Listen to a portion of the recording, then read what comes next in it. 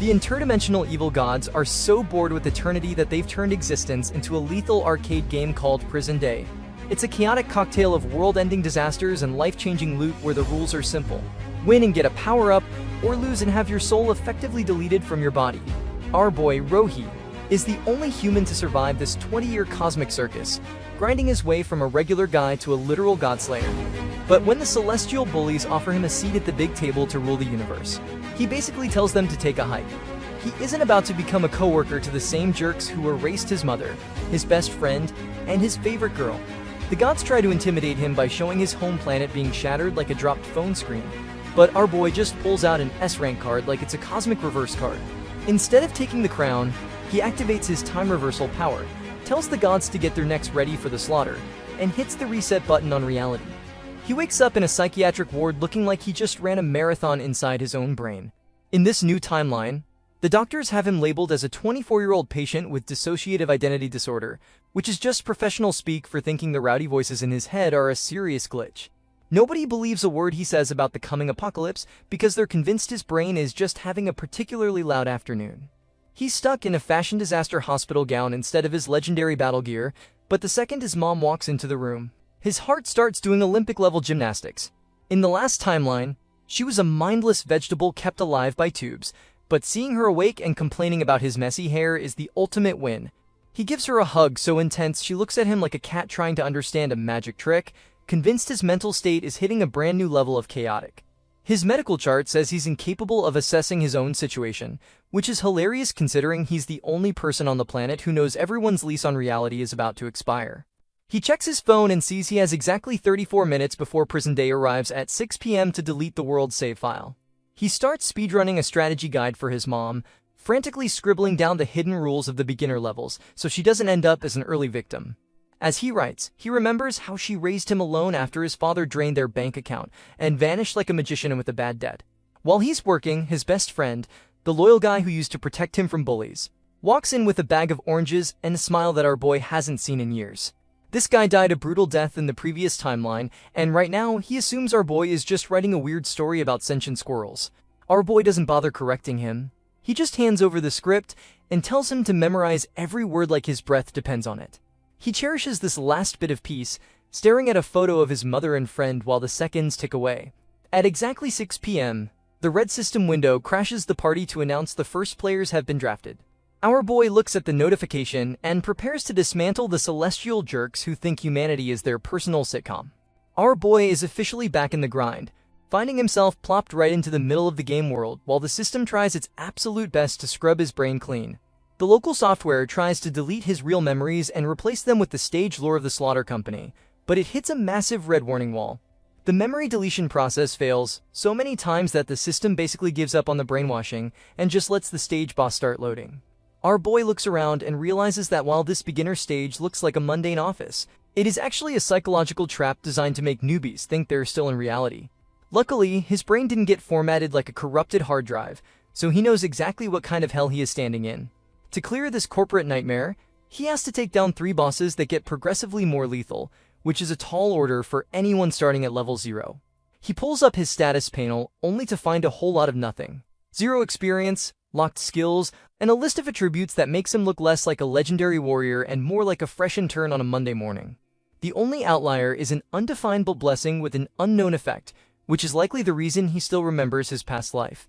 Since he can't fight bosses with just his hospital gown in a dream, he decides to hunt down a hidden side quest he remembers from his previous run through this hell. He has about 10 minutes before the clock hits 11 and the slaughter officially begins, so he heads straight for the special coordinates located in the most glamorous place on Earth, the men's restroom. He kicks the stall door open and finds a little urban legend monster called the Scary Cat perched on a treasure chest. Instead of playing along with the spooky atmosphere, our boy looks at the creature with the energy of someone who has 0 patience left and tells it to get lost before he twists its head off like a bottle cap. The cat realizes our boy is not the one to mess with and sprints away so fast it probably leaves skid marks. The system tries to play hard to get by telling him he needs a key for the treasure chest, but our boy is a pragmatist who doesn't have time for a scavenger hunt. He simply treats the chest like a stubborn soda can and stomps it into splinters with his foot. Inside, he finds 3 E-rank attribute cards for stamina, agility, and strength. He uses them immediately And while a level 1 boost might not seem like much, it is enough to officially upgrade him from a distressed patient to a superhuman player. He tests his new gains by punching a hole directly through the wall, realizing that even a small stat boost combined with 20 years of combat experience is going to make this initial stage a total walk in the park. Despite the easy start, our boy knows he needs every scrap of power he can get if he wants to actually delete the evil gods from existence. He calls out to the voices that have been whispering in his head since he was a kid, asking if they are the ones who handed him this mysterious blessing. Suddenly, he is snatched into a void of total darkness where a massive shadow admits it has been watching him this whole time. The shadow tells him he needs to prove his worth before it offers any real help, then dumps him back into the office just as the final countdown begins. The system warns everyone that the boss is officially joining the chat, and anyone who leaves their workstation will be marked as a failure, leaving our boy to lock in and prepare for the deadliest shift of his life. Our boy is currently sprinting through the corridors like he's trying to catch the last bus out of a nightmare. He's putting those newly acquired agility stats to the test, knowing that if he doesn't step through the main entrance before the countdown hits 0, his survival streak is going to end very abruptly. While he's making his move, we see a pair of brain-dead hooligans, one with a red mane and one who's clearly embracing the bulb life, deciding that this whole divine game thing is just an elaborate prank. Our boy passes them without a second glance, knowing that in this world, if you don't follow the rules, your life insurance policy is basically a piece of confetti.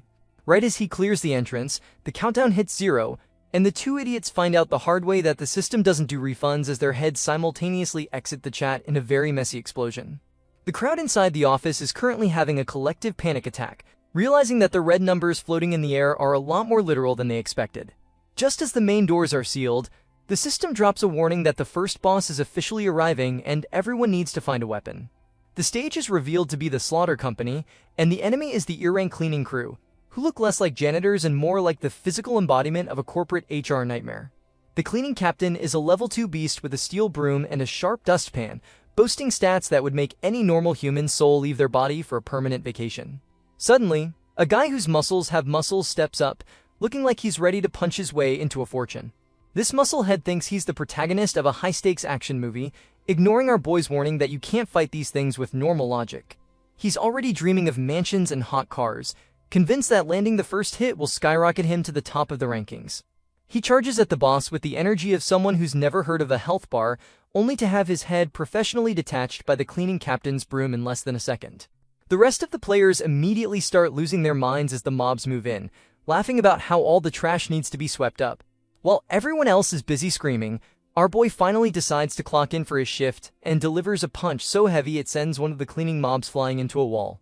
He explains to the terrified crowd that the only way to survive is to stop being a victim and start being a slayer. He's not just fighting for fun, though, he's checking for that sweet system notification. In this game, if you don't see a reward pop up, it means the monster is just playing dead, so he finishes the mob off and collects a steel broom weapon and a strength card. He's basically speedrunning his way through a level up, using the red cards to boost his strength to level 3 and snagging an agility card from a sneak attacker who clearly didn't realize who he was dealing with.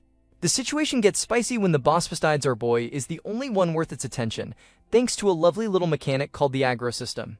Our boy realized that taking on the captain and his remaining lackeys at once is a bit reckless, so he yells at the other players to actually do something and throw stuff to create a distraction. Naturally, most of them are too busy being paralyzed by fear to move a finger, except for one brave nerd with glasses. While the other cowards try to hold him back, the nerd launches a keyboard directly at the boss's face, successfully luring the monster away and giving our boy the opening he needs.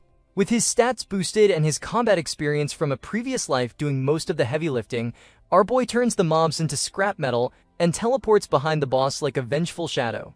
He lets the captain know that he's the real trashier before decapitating him in one swift motion. As the dust settles, the contribution rankings unlock, showing our boy sitting comfortably at the top with 700 points.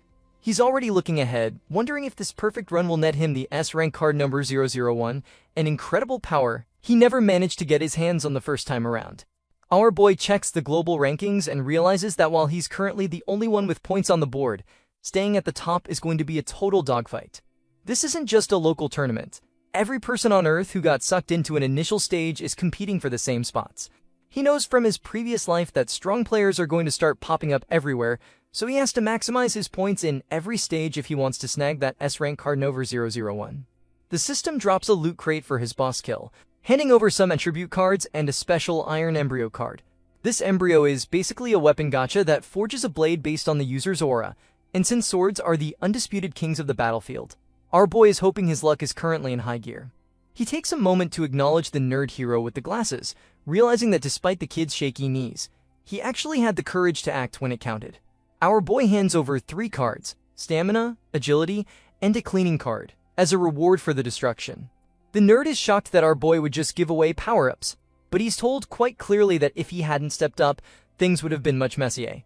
Our boy then uses a strength card on himself, bumping his stats up to level 4 across the board while his new companion uses his cards and feels like his body just shed 50 pounds of useless weight. The kid is confused why he has experience points despite not killing anything, but our boy explains that just attacking the boss earned him a slice of the XP pie. Then comes the moment of truth, the weapon forge. Our boy activates his aura and pulls a blue vein sword, a growth-type weapon that is currently at E rank but has the potential to become a legendary nightmare. It comes with a skyrending slash skill that builds up blood energy until it can unleash a massive sword wave, and as a bonus, it grants a random new skill every 10 levels. It's even soul-branded, meaning no one can steal it, which is perfect for a world where people would sell their grandmother for a stat boost. Our boy thinks it's not bad, though in reality compared to his old Dragon Flame sword, this thing is still in its toddler phase. The system announces the second stage is starting in the staff cafeteria and gives everyone 5 minutes to get there or face immediate failure. Our boy invites the nerd hero to tag along because he needs people who can actually use their brains, and the kid is more than happy to follow the local monster slayer. As they head out, the other players start acting like contestants on a desperate reality show, offering millions of dollars and eternal service just to be carried to the next floor. A few bullies try to guilt-trip our boy for being selfish and not saving everyone, but he gives them a death glare that effectively cancels their subscription to confidence. He makes it clear that he's not a noble savior. He's just a guy trying to protect the people he loves, and anyone blocking his path will be treated like a target. As our boy and the nerd hero step into the staff cafeteria, the system officially welcomes them to the second phase of the challenge. At first, the kid with the glasses is pleasantly surprised, noting that it actually smells pretty good in there, and he hasn't felt any nasty debuffs yet. But the vibe shifts immediately when they spot the chef, a massive looming figure who looks like he's been moonlighting as a nightmare. Our boy identifies him as the executioner, the guy whose entire job description is to deal with anyone who doesn't respect the clock. They take their seats with a minute left to spare. The nerd hero assumes that since the walk from the first floor wasn't that long, everyone should be fine, but our boy knows human nature is the real enemy here. He explains that while the path is short, most people waste their precious time upstairs debating pointless things and hesitating until the very last second. Right on cue, with 52 seconds left, the hallways becomes a scene from a disaster movie. Players are screaming at each other, cursing the time they spent arguing instead of running. As the countdown hits 10 seconds, a few lucky stragglers manage to dive into the room and find seats. But when the clock hits 0, the tragedy starts. A chubby, sweaty guy stumbles through the door just a second too late, sighing with relief because he thinks he made it. Unfortunately, the chef is a stickler for punctuality and kills him instantly, declaring that time is up and he's officially out. The survivors are left in total shock, realizing that their hesitation upstairs just cost people their lives. The chef then gets down to business, chanting for everyone to eat while serving up trays of a disgusting, glowing green sludge. The nerd hero takes one look and realizes the meat in this buffet is actually the recycled remains of the monsters they just fought in the office. This visual horror triggers a special scene effect, slapping everyone with a mental corruption debuff that nukes their strength and agility by 20% and their spirit by 30%. The system adds a few more layers of misery to the rules. Everyone has to finish their meal, no food can be wasted, and if you just sit there staring at your plate, your spirit will drain at a rate of 10% per minute. If that spirit hits 0, you're looking at a complete mental breakdown and immediate elimination. With a 7-minute timer ticking down, the nerd hero is currently fighting his own gag reflex, convinced this is the end of the line. But while everyone else is contemplating a very messy death, our boy just smiles, because he's already figured out the one way to clear this biohazard banquet. Our boy realizes that his E-rank attribute cards have officially hit their limit, as they can only boost stats up to level 5. Since he's already maxed out his strength, agility, and stamina, he decides to play the role of the generous mentor and hands his 2 spare agility cards to the nerd hero. The kid uses them immediately, his agility jumping to level 3 as he starts glowing with a green aura like he's just been dipped in radioactive lime juice. The surrounding players watch this happen with the kind of intense regret you usually only feel when you realize you've been holding a winning lottery ticket and forgot to cash it in. Suddenly, the chef lets out a roar so massive, it feels like he's trying to personally vibrate everyone's soul out of their bodies. He demands to know who turned his adorable underlings into corporate scrap metal, and while the other players are busy being paralyzed by the sonic wave of pure terror, the nerd hero is surprised to find he isn't scared at all. The stat boosts have given him enough mental fortitude to actually keep his lunch down.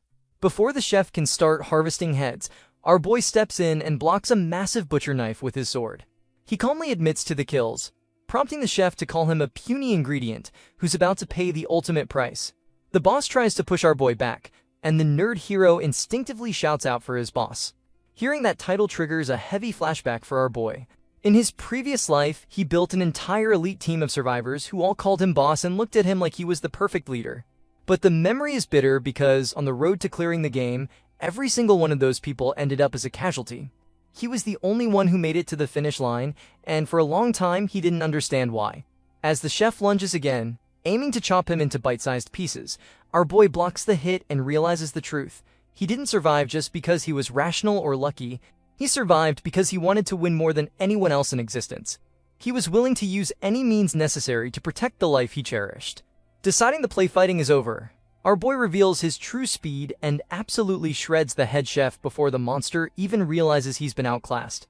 Because he triggered a hidden strike first roll, his rewards get a 30% boost, netting him 2 E+ strength cards that can push his stats all the way to level 10.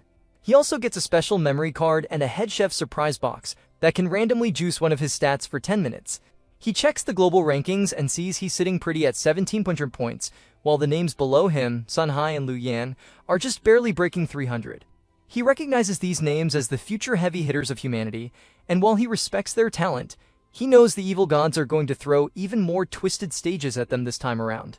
The system then announces the final stage, a breakout mission where everyone has 5 minutes to reach the ground floor lobby or face immediate elimination. As they start moving, the nerd hero stops our boy to offer him a tissue, apologizing for being about as useful as a screen door on a submarine. Our boy actually takes the tissue and reassures him that being smart and attentive is a utility in itself. Meanwhile, down in the lobby, the final boss is waiting with a squad of Blue Aura soldiers, who look like they've been trained specifically to turn players into a light snack. The boss is already savoring the thought of the ingredients arriving soon, warning his troops not to hold back as they prepare for a final bloody banquet. With 4 minutes and 36 seconds left on the clock, our boy and the nerd hero are currently speed-walking down the stairs toward the final showdown.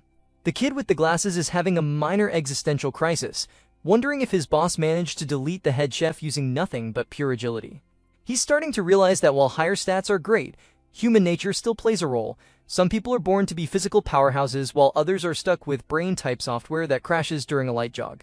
He gets a little depressed thinking about how his level 5 agility might still leave him looking like a clumsy toddler in a real fight, but he quickly pivots back to admiring our boy, convinced he must have been a special forces soldier or some kind of elite operative in his previous life. Suddenly, our boy stops and tells the nerd hero to stay back and wait for the other players to arrive. His job is to tell everyone that the most important hidden role of the next stage is to stay put if they try to run for the exit, even if it looks open. The system will judge them as failures and cancel their subscription to life. The nerd hero thinks our boy is being incredibly noble and self-sacrificial by taking on the dangerous lobby monster solo to protect him, but in reality, our boy knows that going solo helps trigger better hidden rewards. Plus, he needs to track down the guy who was the original MVP of the stage in his past life. The ground floor lobby is no joke. It's guarded by 10 level 5 security guards and a level 7 security captain, all of whom are significantly more lethal than the kitchen staff upstairs. In the last timeline, clearing this required a full team effort, otherwise, you just get surrounded and processed into a corporate statistic. Right on cue, a red-haired guy appears, looking like he's ready to audition for the role of the angry rival. This guy, Su Zhong, was famous in the previous life for being the team's backbone, but right now he's just offended that a short guy with glasses told him not to run. He decides to test our boy's strength by jumping into an attack, only for our boy to swat him away like a persistent fly. Realizing that the red-haired redhead is actually confused by the game's buffs, our boy offers a deal.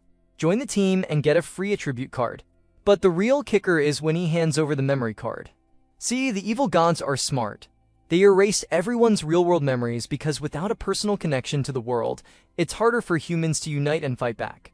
Once Sujong gets his memories back, he remembers he has a kid waiting for him on the outside, which instantly transforms him from a reckless hooligan into a man with a desperate reason to survive. He crunches his fists with new determination, ready to clear this hellish office once and for all. Our boy isn't going in empty-handed either. He pops his E+ strength card and activates the head chef's surprise buff. He was hoping for a strength boost to help him handle the boss, but the gacha gods give him a 3-level boost to his stamina stat, making him incredibly hard to kill for the next 10 minutes. On top of that, he triggers another hidden role called the Courage Award for reaching the lobby early, which grants both him and the redhead an extra level of strength. As they stand before the lobby doors, the security mobs start trash-talking, calling them scrawny ingredients and wondering how many hits they can take. While the redhead is feeling the massive pressure of facing real monsters for the first time, our boy just stands there with a maniacal grin, looking like a man who's about to give the security team a very permanent retirement package. Our boy lunges at the guards with the kind of reckless energy that makes you wonder if he's got a personal vendetta against office furniture. Watching from the sidelines, the redhead powerhouse is currently having a minor professional crisis. Having spent his previous life in the gritty world of illegal underground matches, his fighter logic says you should always read an opponent's moves before trying to end their subscription to life. He thinks our boy is being an absolute amateur by charging in without a plan, but our boy isn't playing by the rules of regular combat. A group of guards jump toward him, looking at our boy like he's just a scrawny appetizer with weak bones. One level 5 guard, boasting a nasty passive skill that increases his damage when he's ganging up on people with his work buddies, tries to take the first swing. He doesn't even get the chance to finish his trash talk before our boy decapitates him with one swift, surgical strike. The redhead powerhouse watches this and realizes that when you have that much speed and power, waiting for a counter is just a luxury for people who aren't currently moving faster than a gossip thread in a group chat. He realizes that if our boy hadn't held back during their little scuffle earlier, his own head might have already been on a permanent vacation. The system drops another nasty red warning, telling all players to head to the lobby for the final stage. Our boy knows the hidden truth. The lobby is already a literal death trap, and anyone who steps in before he clears the area is just volunteering to be monster food. With 49 seconds left, he treats the room like a personal grinding session, clearing out a safe zone while our nerd hero with the glasses acts like a stressed-out traffic controller. The kid is remarkably sharp, keeping the survivors behind a line and managing the crowd, so they only enter at the absolute last possible second. Our boy notices the kid has figured out his plan, proving that being a brain-type player has some serious perks in this tax bracket. With 12 seconds on the clock, the redhead powerhouse decides he can't just stand there and watch. He wants to jump in, but our boy tells him to stay back and play bodyguard for the survivors instead. Right on cue, a guard tries to make a snack out of our nerd hero, and the redhead intercepts, grabbing the monster by its neck. He delivers a punch that should have sent the creature to another dimension, but he's frustrated to find that even with his stats, the thing is surprisingly hard to hurt. He watches our boy moan through guards with the ease of someone opening a bag of chips, wondering how on earth he's making it look so simple. The survivors are huddled together, rooting for the two guys between them and a very messy ending. The blue vein sword is finally glowing with bad intentions as the skill nodes turn red. Our boy looks at the remaining guards trying to surround him and decides the warm-up is officially over. He unleashes a sky-rending slash, cutting through multiple monsters in one go and making the survivors think they've been rescued by a literal god in a hospital gown. The main event finally arrives when the security captain steps out, looking like the physical manifestation of corporate dread. This guy is a level 7 boss with a strength of 10 and enough health to make anyone else's soul leave their body. The crowd is currently having a collective panic attack, but our boy is remarkably chill. He remembers this guy being a total team wiper in his previous life, but now, he's just a minor errant. He cuts through the captain with a smoothness that suggests the boss was made of nothing but high hopes and wet cardboard. The system confirms our boy is now level 8, with his strength stat effectively ballooning to 14 thanks to all the attribute cards and buffs he's been hoarding like a dragon on a gold pile. His combat power is now so high that the other players are convinced he's not even human anymore. To finish the job, our boy turns his attention to the last small fry guard that the redhead powerhouse is currently struggling with. The redhead is clenching his teeth, putting every ounce of his soul into what he thinks will be a dramatic finishing blow, only for our boy to casually slash the monster into pieces before the punch even lands. The redhead powerhouse is left standing there feeling a bit like a side character in someone else's movie, realizing his life or death struggle was just a 5-second chore for the boss. As the beginner stage of Slaughter Company is officially cleared, the contribution board pops up to reveal a total landslide. Our boy is sitting at 99.9% contribution, leaving the redhead and the nerd hero to share the remaining rounding errors. Our boy is currently standing in the lobby, looking like he's posing for a motivational thumbnail and wondering exactly what kind of legendary rewards the system drops for a carry this massive. The system calculates the survival rewards, and it turns out the game is surprisingly generous with its carry-on luggage policy. A window pops up explaining that everything obtained in the stage, stats, items, trauma, can be brought back into the real world. The survivors are thrilled to realize they aren't just leaving with PTSD, but also with actual superpowers, while our boy immediately sees the headache coming. Giving random office workers superhuman abilities is a recipe for chaos, and he knows he needs to build a management system to keep society from turning into an anarchy server. To do that, he plans to use his ranking as bait to make the powerful figures of the real world come to him. Speaking of rankings, the scoreboard drops, and the gap between first and second place is frankly disrespectful. Our boy is sitting at the top with a massive 3,000 points, while the runner-up, Sunhai, is trailing behind with 510. It's not a competition.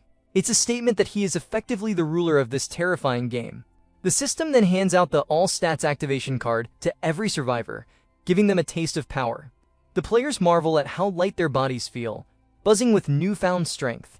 However, the difference in power is stark. The nerd hero Suwon checks his stats and sees he's barely scratching level 1 in strength and level 4 in agility. The redhead powerhouse, Soo-jong, is equally unimpressed with his own stats, which are hovering around level 2. Meanwhile, our boy is walking around with level 15 strength, level 9 agility, and level 9 stamina, making him statistically comparable to a tank disguised as a hospital patient. He's so overpowered compared to them that it's almost unfair. Then comes the contribution rewards, distributed based on how much work everyone actually did. The nerd hero worries his tiny contribution won't net him anything, but even his small percentage earns him a strength attribute card. The redhead fares better, snagging 2 cards and realizing that participating in the fight is way more profitable than spectating. Then they look at our boy, who holds a 99.9% contribution rate, and wonder just how much the system is about to spoil him. The rewards are absurd. Our boy receives an item that instantly raises all stats to level 10, a special job change card with a chance to become an S-rank class, and a permanent form a team card that lets him summon players into a stage. He realizes his luck is finally turning around. He can change classes, build a faction, and get stronger all at once. Suddenly, the players start shouting as they begin to fade away, teleporting back to reality. Our boy explains that the world they are returning to has changed, and there are things out there that want to destroy it. He tells them to grind hard and gain power to fight the idiots threatening their existence.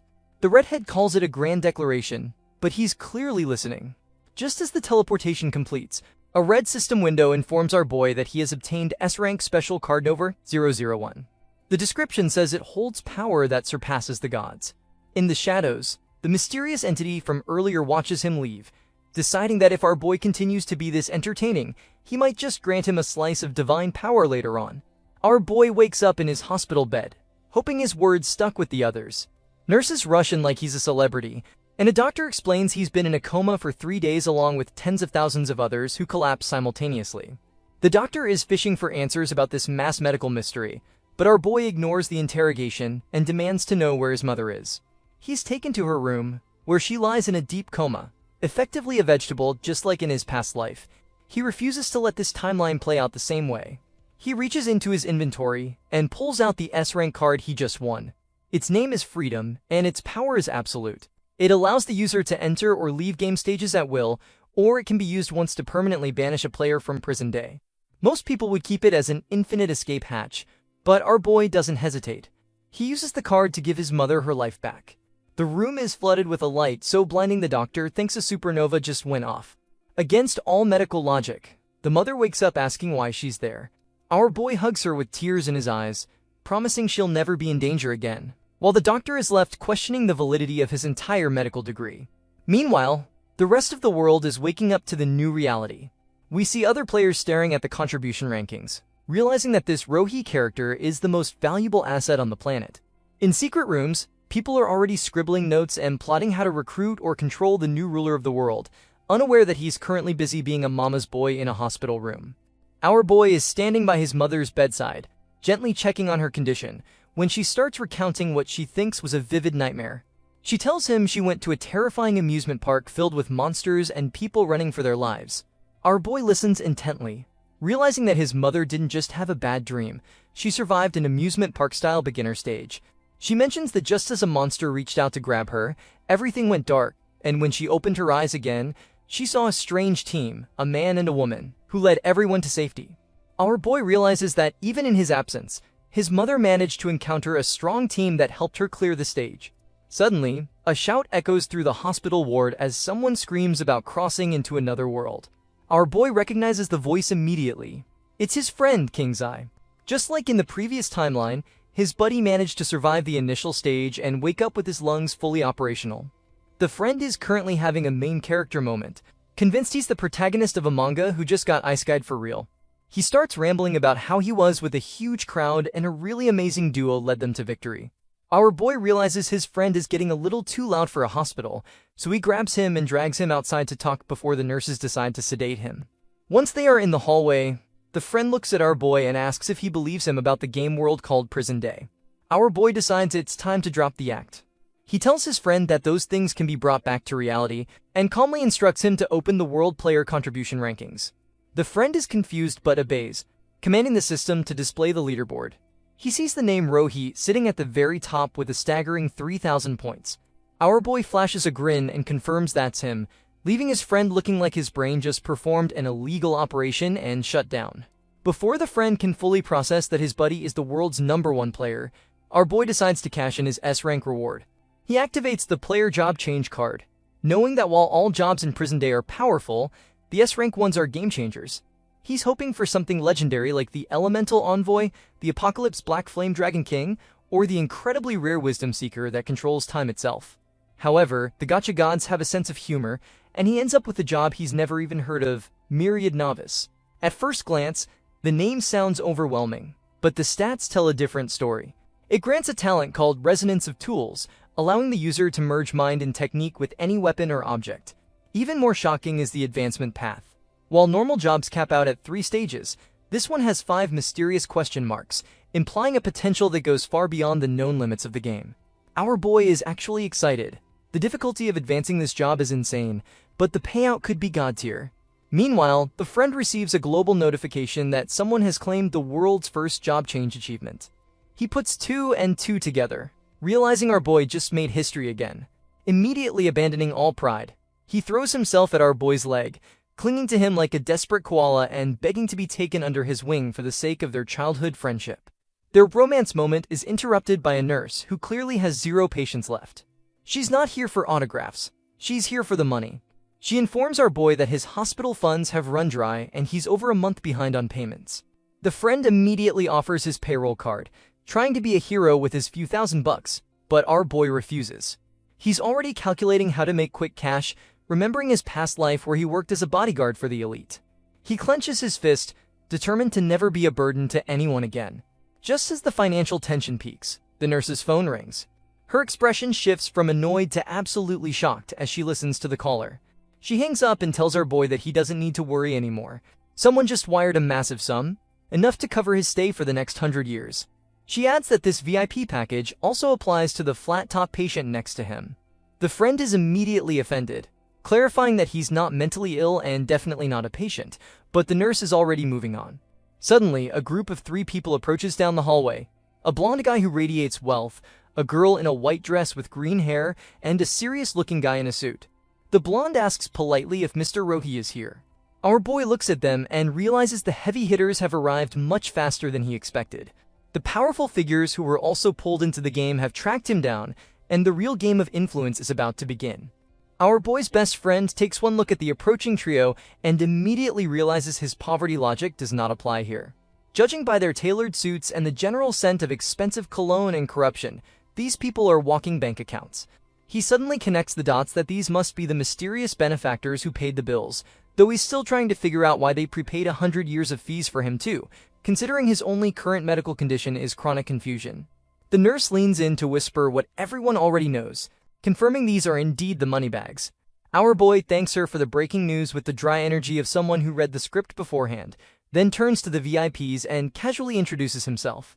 The blonde politician is internally shook that a guy in a hospital gown has this much swagger, expecting the world's top player to be a bit more intense.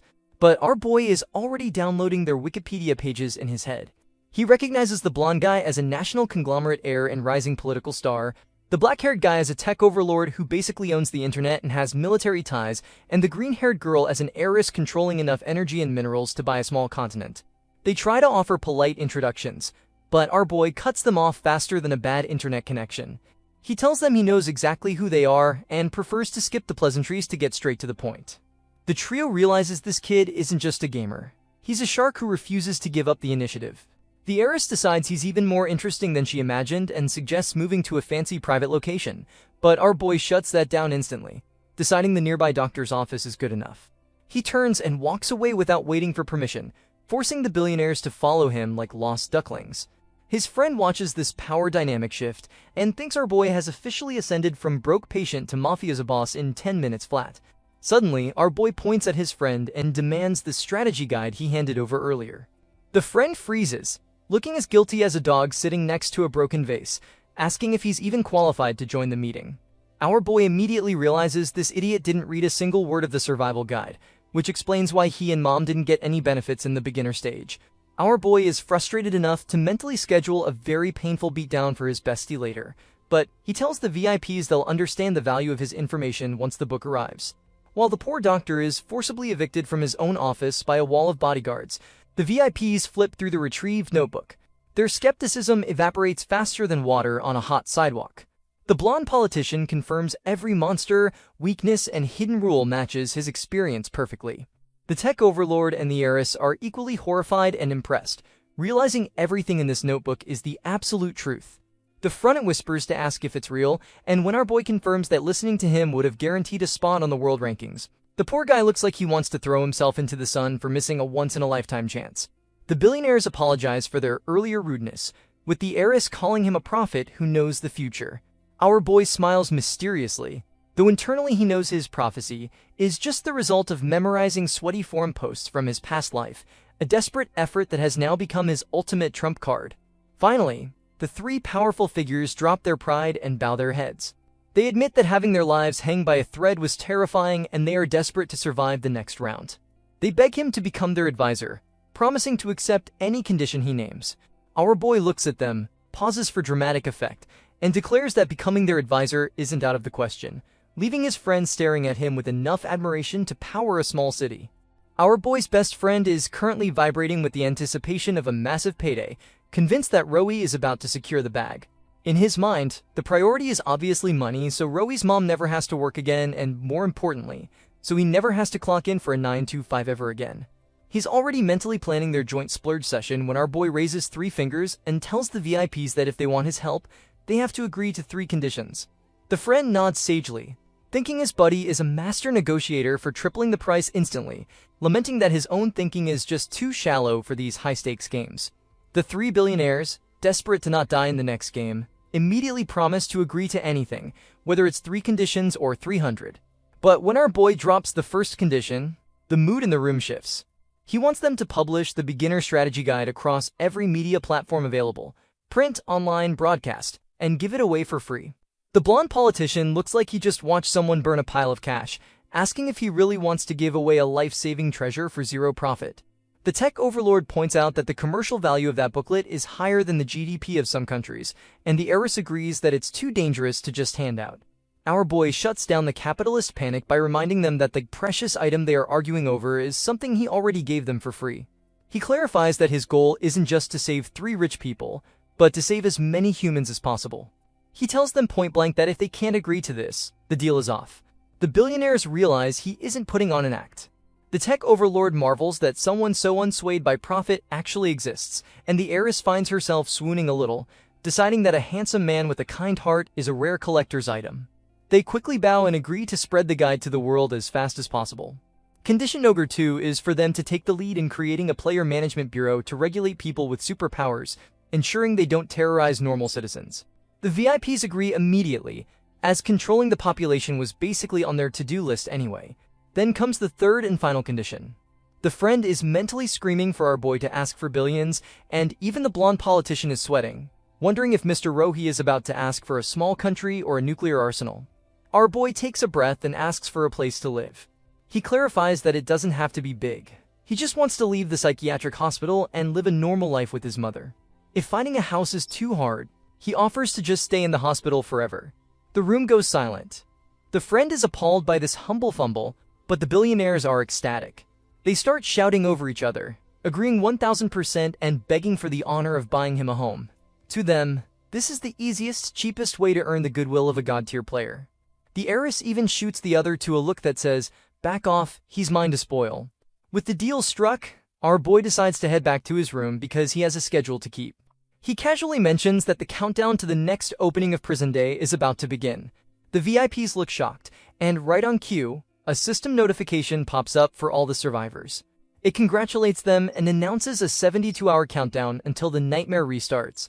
The billionaires realize that priority rights basically just mean they get to see exactly how little time they have left to live. Our boy promises to write out the strategy guides for the second round once they fulfill his requests, telling them to make good use of their 3 days. Just as the VIPs bow respectfully, a bodyguard interrupts the meeting to say someone is insisting on seeing Mr. Rohi. The tech overlord tries to flex his authority, ordering the guard to make even government officials wait outside, but the guard awkwardly explains that the visitor claims to be Mr. Rohi's girlfriend. The room freezes.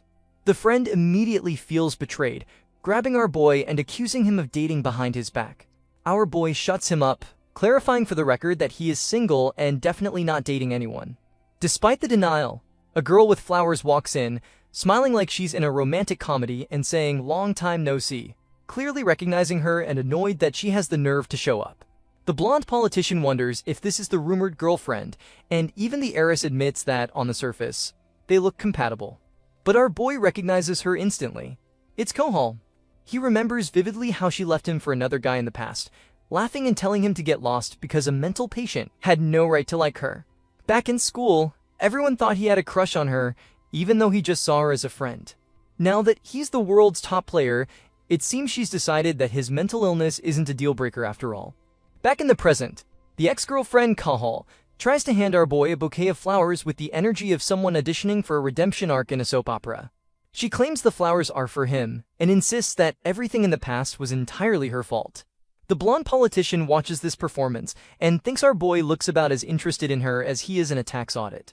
The tech overlord is already mentally signaling security to block this trouble, but our boy's best friend beats them to it.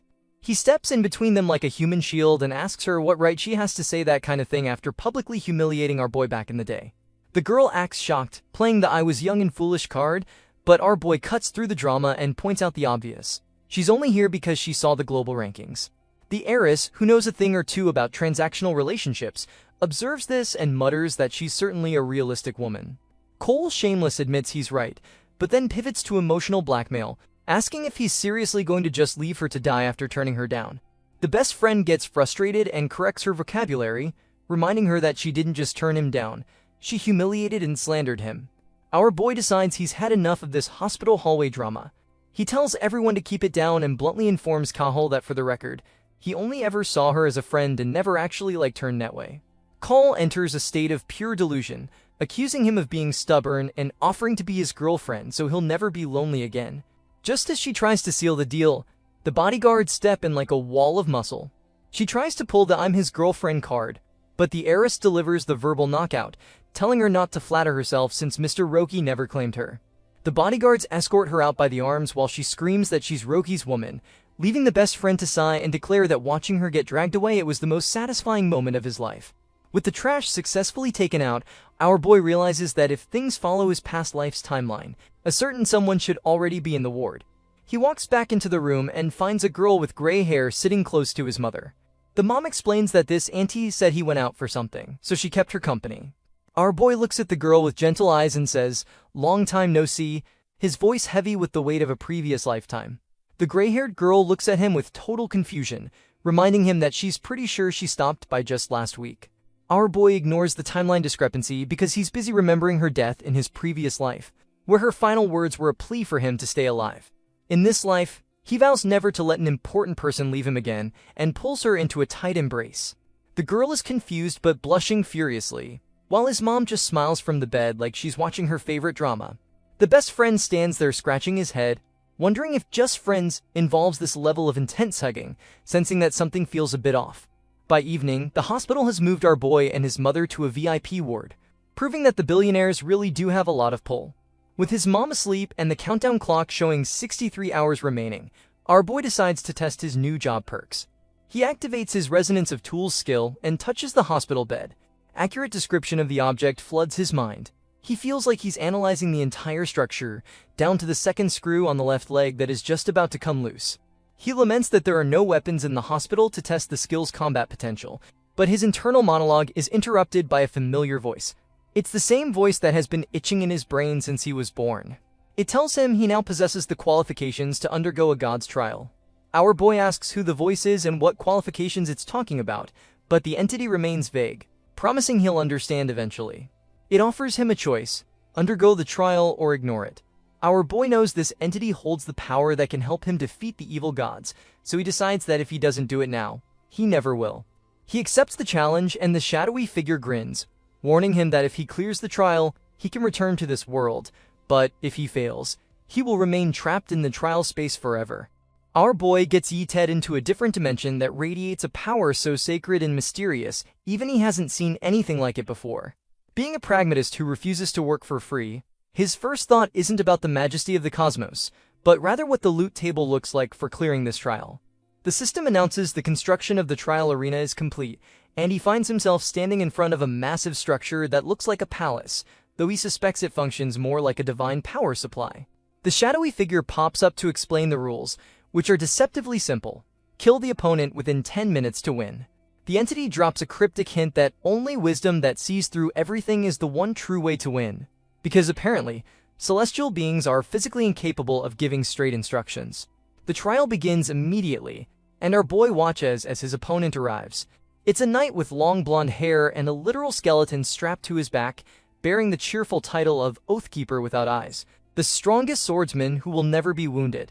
The countdown starts at 9 minutes and 59 seconds, leaving no time for pleasantries. The system grants our boy a weapon for the fight, and he thinks the timing is perfect to test out his new Resonance of Tools skill.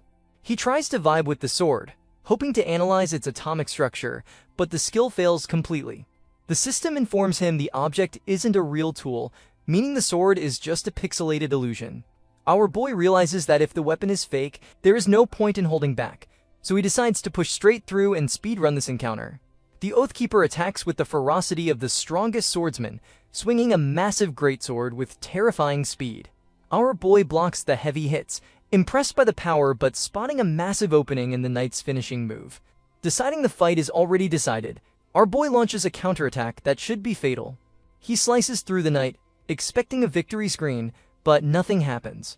The strongest swordsman takes 0 damage because, as the title suggested, he physically cannot be wounded.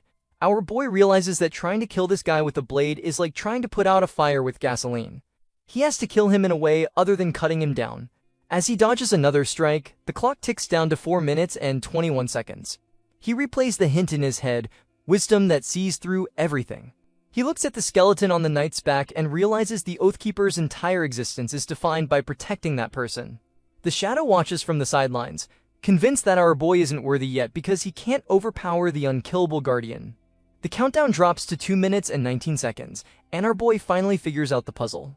Instead of aiming for the knight's heart, our boy slashes at his face, clean cutting the cloth that covers the knight's eyes.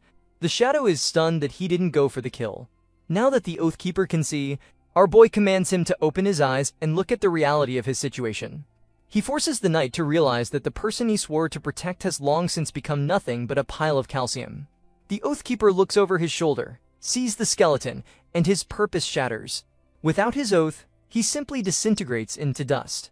Our boy stands amidst the fading particles and explains that the answer was hidden in the setup all along. The unkillable Oathkeeper could only collapse when he saw that his oath had already failed, and the weapon given at the start was just a red herring meant to mislead him. With 51 seconds left on the clock, he calls out the shadow for hiding in the mist. The figure admits that the clearer something is, the harder it is to see through, but confirms that our boy has passed the test. He declares our boy worthy of the true blessing, leaving our boy to wonder just what kind of god-tier power he's about to receive. Just as our boy thinks he's cleared the level, he gets engulfed in a blinding blue light because apparently, the tutorial was just the warm-up. The shadowy figure informs him that the real trial is starting now, and if he wants the blessing, he has to withstand the raw source of God's power. This involves taking a direct mental hit from the collective consciousness of all living beings, Every prayer, every scream of pain, every burst of joy, and every angry internet comment from billions of lives at once. Our boy is immediately flooded with the noise of humanity, hearing everything from wedding bells to the cries of newborns. He realizes that this divine power is fueled by faith, and instead of being crushed by the psychic weight of the entire planet, he starts laughing like a maniac. The thrill of gaining this overwhelming power is intoxicating because he knows this is exactly the kind of juice he needs to fight the invading evil gods. The shadow watches him, expecting him to fold like a lawn chair, but our boy grins and asks if that's all he's got. The entity is impressed, admitting that our boy is indeed the chosen one, and grants him the blessing. He adds that once our boy remembers the god's true name, the ultimate blessing will descend. Our boy asks for the name, but the trial space dissolves before he gets an answer. He wakes up in his hospital bed with a system notification that clears everything up. He has received a special blessing called Seraph Gabriel, which grants him permanent immunity to all mental type effects. He realizes with a start that the mental illness that has plagued him his entire life, the voices, the dissociation, was actually his connection to Gabriel all along. The power to save the world was hidden inside his own diagnosis. He barely has time to process this revelation before reality kicks in. The countdown clock shows 23 hours and 49 minutes left. His best friend, who is currently vibrating with excitement, shoves a screen in his face showing a full simulation video of the game stage. The friend is so hyped he's practically climbing onto the bed, forcing our boy to bonk him on the head and remind him that this is a hospital, not a gaming cafe. The friend apologizes but points out how realistic the simulation is. Mom watches them bicker and smiles, thinking their relationship is sweet, completely unaware her son is plotting to save the universe. Our boy looks at the news and realizes the billionaire trio worked fast. In less than 2 days, strategy guides are everywhere online, and they've already established the official player management task force. He wonders if the storm he's kicked up will help humanity spread its wings before the next disaster hits. Suddenly, a nurse rushes in to tell him he needs to come outside immediately because his ride is here. The friend looks out the window and his jaw hits the floor. It's not just a car, it's a whole motorcade of limousines with enough bodyguards to invade a small country. The heiress sends a message asking the friend to let Mr. Roki know they are here to take him to his new home. The friend turns to our boy with stars in his eyes, confirming that the billionaires actually came through. Our boy gets out of bed, ready to go, but his mom is skeptical. She looks at the fleet of black cars and whispers that if this involves crime, they really shouldn't be involved. Our boy reassures her that he hasn't done anything illegal. He's just in the middle of saving the world. Mom looks confused, thinking her son is saying strange things again, while he takes a bite of an apple and thinks that one day, they'll all know the truth. They arrive at the first option, a massive villa that looks like a private resort. The blonde politician presents it proudly, explaining that it's a private property surrounded by mountains and water, complete with its own organic farmland. It comes with 16 bodyguards and 8 housekeepers working in shifts around the clock to ensure total comfort. The friend's eyes turn into dollar signs as he tries to calculate the value of a house that literally has no market price. The blonde says if Mr. Rohi likes it, it's his, free of charge. The friend is ready to move in immediately, but our boy takes one look and casually says he'll go look at the others. The blonde is crushed, unable to read our boy's taste, while the friend looks like he just watched someone throw a winning lottery ticket into a fire. However, the tech overlord is secretly thrilled. He grins, thinking his time has come, convinced that no hot-blooded man could ever turn down the house he picked out. And he steps up with the confidence of a man who has never heard the word no. He presents a penthouse that overlooks the entire city, describing it as the crown jewel of a world-famous landmark. The friend is immediately sold, staring out the window with stars in his eyes because he can see the whole city, which is great for feeling like a main character. But the tech overlord isn't done. He claps his hands to reveal the real bonus feature. 10 housekeepers who look less like maids and more like they just walked off a runway. They bow in unison, calling our boy master, and the friend's soul practically leaves his body. He's blushing so hard he looks like a tomato with a pulse, mumbling about goddesses while the maids surround our boy with offers of servitude. The politician and the heiress watch this display with a mix of horror and jealousy, thinking, damn, why didn't we think of the harem strategy? The tech overlord grins, convinced that no hot-blooded male could turn down a luxury penthouse with a built-in fan club. However, our boy just looks at the scene with the energy of someone bored by an unskippable cutscene and says 2 words, next one. The tech overlord is shocked into silence, wondering if our boy's hormones are currently out of office, while the heiress smiles because she realizes this man is built different. The heiress steps up to the plate, leading them away from the skyscrapers and into a modest, older neighborhood. She admits she did her homework on his past and asks if he recognizes the place. Our boy is stunned. It's familiar yet unfamiliar. The friend realizes this is where our boy lived as a child before they sold it to pay for medical bills. The two male billionaires instantly realize they have lost this war. The house isn't just a building, it's a nostalgia bomb. She explains that she tracked it down, bought it back, and restored the layout to match his memories perfectly. Our boy walks in, sees the heart she put into it, and immediately accepts the offer. The heiress beams like she just won the lottery, while the blonde politician sighs, realizing he completely misread the room. With the housing crisis solved, our boy turns to his friend and asks for the item. The heiress asks what it is, and the friend casually fishes a crumpled piece of paper out of his wristband like it's a used gum wrapper. He hands over the complete strategy guide for all second-tier stages, a document worth more than human life, just tucked away next to his sweat glands. The heiress is horrified by the lack of storage protocol, but our boy gives her specific instructions. This guide isn't for everyone. She is to distribute it only to truly promising players. He explains that Prison Day requires people to grow on their own, and handing the answer key to everyone will just create weak players who die later. He needs elite allies to save the world, and the billionaires, realizing the scale of his ambition, look at him with newfound. The countdown for the game start begins, and we cut to the friend who has packed for the apocalypse. He's wearing a backpack the size of a refrigerator, stuffed with supplies, telling Rohi's mom they are going on an adventure. The mom asks where they are off to, and the friend cheerfully lies that they are visiting another world, which is technically true but also terrifying. The system timer hits 0, and the teleportation begins. As they fade away, our boy tells his friend that this time, he won't be carrying him. He has to clear his own stage. The friend isn't scared, promising to get his name on the rankings too. Our boy lands in the Deer Rank stage Frozen Apartments, and immediately notes that it's exactly the same as his previous life. The system tells players to simply find a boss and defeat it within 5 minutes to clear the stage. Our boy knows this is a lie designed to kill idiots. The real clear condition requires trusting a teammate to lure one boss from the top floor and one from the bottom, meeting in the middle. The problem is, this mechanic is how he got stabbed in the back in his last life, so his trust issues are currently flaring up. He decides he needs the most reliable person he knows, so he activates his special permanent card, Form a Team. He summons his partner, and Xiao, the gray-haired girl from the hospital, materializes in front of him, looking around in confusion and asking where on earth she's ended up this time. Our boy looks at the confused girl and casually drops the bomb that he's the one who invited her into his personal nightmare stage. He knows that in the original timeline, her first experience was a survival horror show on a remote island that gave her enough deep trauma to fuel a lifetime of therapy sessions. He couldn't let her suffer through that Thailand-based torment again, so he plucked her out of that fate and dropped her into the Frozen Apartments instead, because if you're going to be traumatized, you might as well do it with a friend. She asks how he knew about the island, but her question is interrupted by a system window welcoming player Xiao to the Deering stage. She stares at the blue screen, realizing this is the Prison Day game from all those viral videos she's been seeing online. Our boy confirms it and tells her straight up that he needs a completely trustworthy teammate because in about a minute and a half, the door is going to open and reveal some truly terrifying things.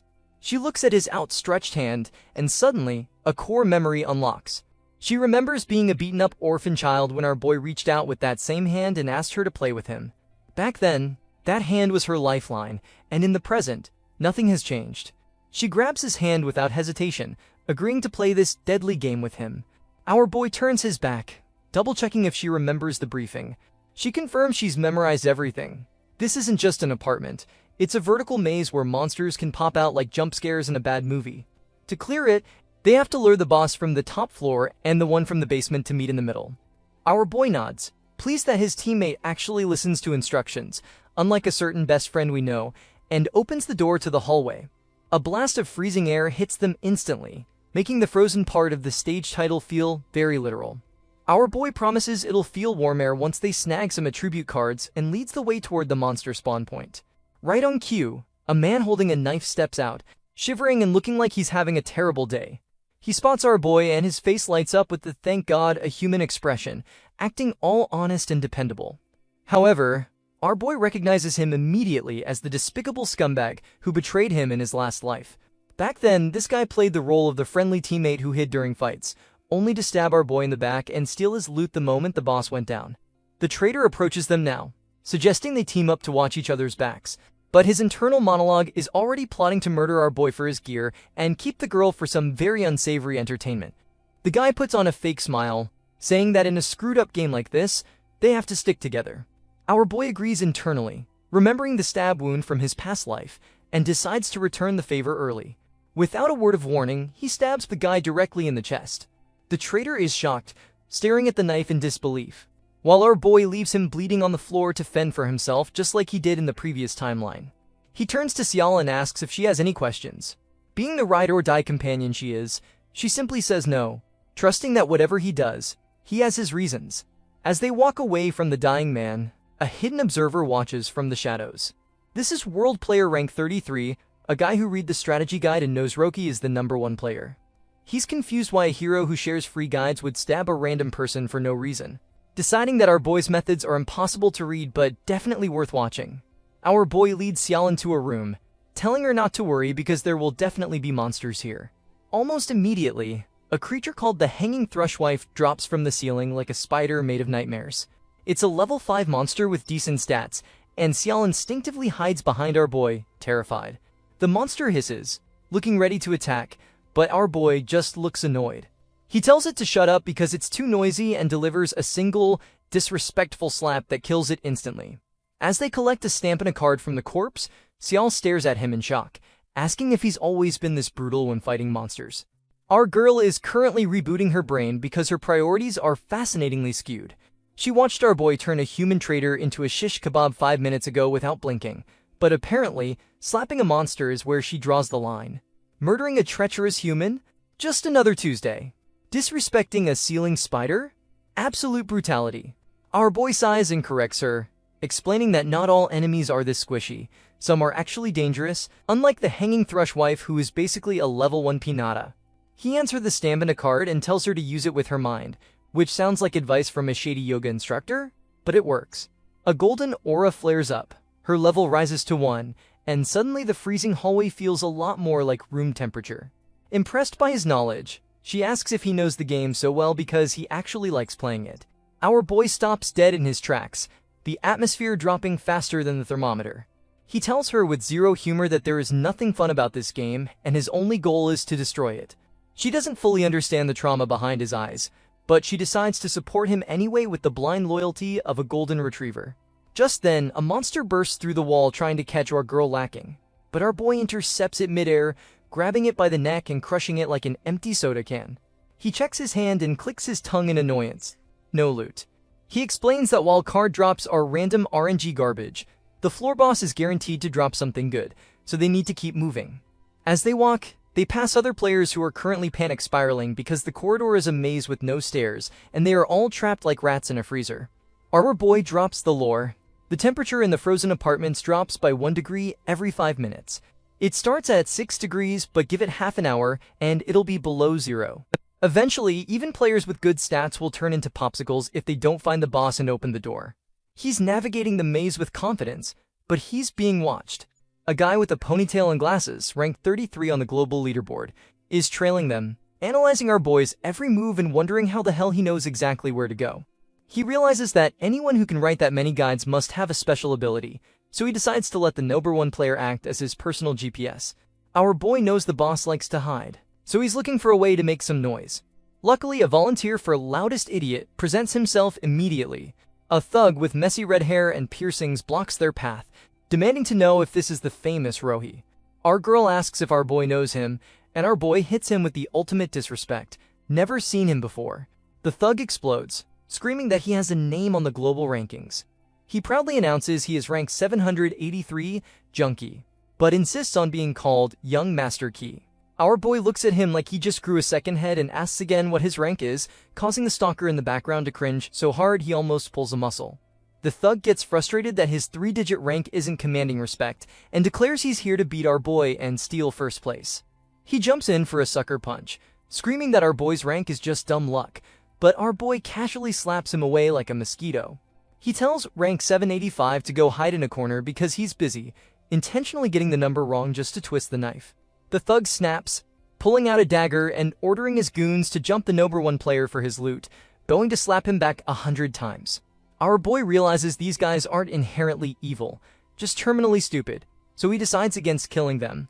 Instead, he rips a metal bar off the wall and prepares to give them the kind of schooling their parent clearly neglected. Our boy is currently looking for a way to make enough noise to lure out the local floor boss, and he decides a little metal bar is the perfect tuning fork for the job. He activates his Resonance of Tools skill, and the system immediately roasts him by rating the weapon as E-rank useless trash. He isn't bothered though, because he realizes this skill is basically a built-in appraiser for any weird junk he finds later, and repeated use will eventually boost his strength anyway. The red-haired punk with the piercings is currently convinced our boy is just full of himself for not drawing his sword, and he tries to rally his goons to charge. His squad is having a collective cowardice crisis, pushing each other toward the front like they're trying to avoid being the first ones to touch a radioactive spider. The punk gets fed up with his useless team and decides that being world number 1 is just an empty title he's about to snatch. Our boy watches this tantrum and realizes that if he wants a loud commotion, hitting the guy with the biggest ego is the most efficient choice. He delivers a solid smack to the punk's head, which sends him to his knees trembling and produces a scream so satisfying our boy actually complements the vocal performance. Right on cue, the floor boss decides to join the party, wrapping around the red-haired loudmouth like a hungry python. The goons are busy shouting for someone else to be the hero while our girl looks on in total confusion. Our boy explains that this overgrown weed is the key to moving forward and tells her to stay close but avoid any sudden sprints.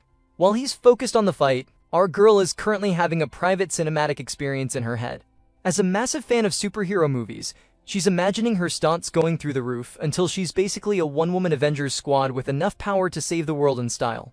Watching from the sidelines, the strategist with the ponytail is absolutely mesmerized by our boy's efficiency. He decides that finding a way onto this team is his new full-time job, even if he has to pay a premium for the subscription. Meanwhile, the goons are still trying to threaten the boss from a very safe distance, but the level 8 man-eating flower isn't interested in their speeches.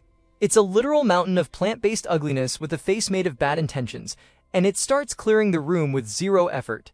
The red-haired punk finds himself begging for a miracle, and our boy delivers, jumping into the air and snatching the loudmouth from the jaws of a very messy ant.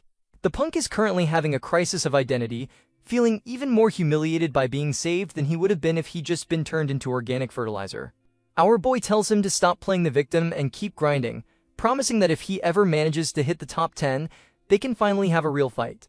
The punk is suddenly a total believer, swearing he'll make it to the top as the boss disintegrates into loot. With the path clear, the system offers a choose-your-own-adventure style exit. Go upstairs for mutated creatures or downstairs for a date with terrifying death things. Our girl is currently struggling to keep a straight face because she's a secret horror enthusiast who thinks monsters and ghosts are the height of entertainment. She's trying to hide her excitement so she doesn't look like a total psycho, but she's secretly wishing she could visit both floors at once. Just as they are debating the choice, the guy with the glasses and the ponytail finally stops lurking in the shadows. He introduces himself as Leo and reveals he's ranked 34 in the world, promising to be the most useful teammate on the planet if they just let him join the squad. Our boy smiles at the ponytail strategist, Lou, as if he's finally spotted the one person in a crowd who actually knows where the exit is. Lou is currently ranked 34 in the world, which is a massive flex considering the hundreds of thousands of people currently suffering through the game. The red-haired punk is naturally unimpressed, still convinced his own rank of 700 and something is just a temporary setback on his way to the top 10. In reality, our boy has been aware of Lou for quite some time. He recognizes him as the legendary savior who pulled him back from the brink of death in his previous life. Back then, Lou led the way through this very stage, and even though he eventually died in the original timeline, our boy has never forgotten the debt he owes. Lou asks if there is an issue, while the punk sneers, convinced the number 1 player would never want to team up with a mid-tier 34. Our boy shuts that nonsense down immediately, telling Lou he's exactly the kind of powerhouse he needs on the squad. Lou tries to offer some attribute cards as a token of respect, but our boy declines. He's currently operating on a PhD in repaying favors and isn't about to charge his old savior for the privilege of helping. Instead, Lou hands the cards to our girl, who accepts them with stars in her eyes, already mentally shopping for her future superhero cape. Lou thinks to himself that a leader who refuses free loot is either a saint or terrifyingly capable, and he's definitely leaning toward both. The redhead tries to shoot his shot one more time, but our boy hits him with a scram and a death glare that effectively cancels his subscription to self-confidence. As they head down the stairs, Lou asks for the lowdown on the stage. Our boy, being a walking Wikipedia of survival, explains the layout. It's a 7-floor vertical maze. His plan is a masterpiece of tactical laziness. They're going to head straight to the basement, pull the final boss's aggro, and then drag it all the way to the top floor so the two final bosses can kill each other while the players watch the fireworks. Lu is stunned by the strategy, realizing that only a monster with overwhelming strength could treat a final boss like a personal errand boy just to minimize the risk to the team. Our girl realizes that our boy's original plan was to do all this heavy lifting solo just to keep her safe. He admits that her safety is his top priority, leaving her feeling like the female lead in a high-stakes romance. However, the romantic atmosphere is quickly ruined by the temperature, which is dropping faster than a lead balloon. They reach the second floor, which is already a literal freezer, and find the boss, Hound King Eris. It's a level 10 beast with stats that make a normal human look like a snack. Our boy draws his sword and tells the team to stay back and protect themselves while he handles the main event. While our boy is busy clashing with the giant wolf, a group of Frostbrashers decide to target the rest of the group. Lu reveals he's the 9th generation head of 8 trigram palms, which explains why he's slapping mobs around like they owe him money. He's all set to play the knight in shining armor for our girl, but he's shocked to see her jumping into the fray and deleting monsters herself. She's currently high on her new stat boosts, realizing that fighting monsters is a lot easier when you have the strength of a small forklift. Lu is officially impressed, realizing that even the number 1 player's +1 is a force of nature. Our boy is currently dancing around the floor boss like he's in a high-stakes rhythm game, dodging every massive lunge while noting that the beast has an opening bigger than a holiday sale. He lands a strike from the side, but the strategist is watching from the sidelines with a face full of confusion. Lu is doing the math and realizes that our boy has had approximately 50 chances to turn this boss into a rug, yet he keeps intentionally avoiding the vital spots. As the temperature drops fast enough to turn their breath into ice cubes, the strategist wonders if our boy has actually lost his mind, because if they don't finish this soon, they're all going to end up as human popsicles. In reality, our boy is playing the long game. He knows that if he just kills the basement boss normally, the creature will go berserk, the rewards will stay mad, and they'll miss out on the good stuff. His actual goal is to trigger a hidden story event that only happens if you precisely shave the monster's health down to exactly 1% without finishing it off. Suddenly, the Hound King Eris decides it's done playing tag and prepares its big move, gathering enough power to unleash a violent wind blast that looks ready to delete everything in the room. The strategist panics and shouts for our boy to find cover before he's blown into the next zip code, but our boy just tells them to focus on protecting themselves and our girl. Lu is internally screaming because taking that attack head-on is a great way to end your subscription to life, but he decides that since he's already pledged his loyalty to his new lord, he's going to trust the process.